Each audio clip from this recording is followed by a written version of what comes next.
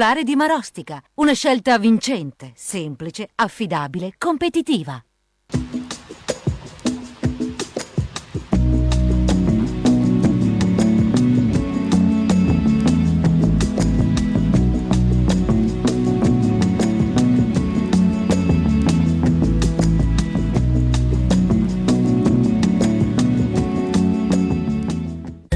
Lunedì 6 gennaio, Epifania di Nostro Signore. È il sesto giorno dall'inizio dell'anno, ne mancano 359 alla fine. Il sole sorge alle 7:50 e tramonta alle 16:43. La luna si leva alle 10:39 e tramonta alle 23:12.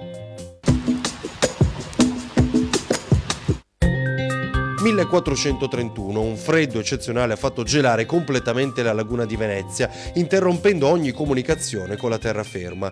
Una fanciulla di Mestre, attesa dal fidanzato in una chiesetta veneziana per le nozze, non si arrende. Sistema il corredo nuziale su un carro e attraversa a piedi la laguna gelata, arrivando a Venezia giusto in tempo per la celebrazione delle nozze.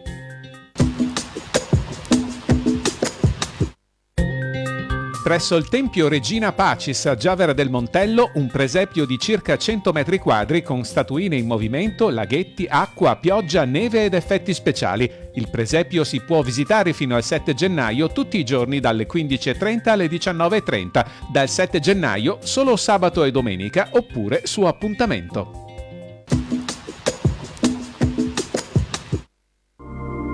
Le previsioni per domani: in pianura frequenti foschie, nebbie o nubi basse, in montagna variabile con prevalenza delle nuvole sulle prealpi e delle zone di sereno sulle Dolomiti, temperature in calo in pianura e in aumento in montagna.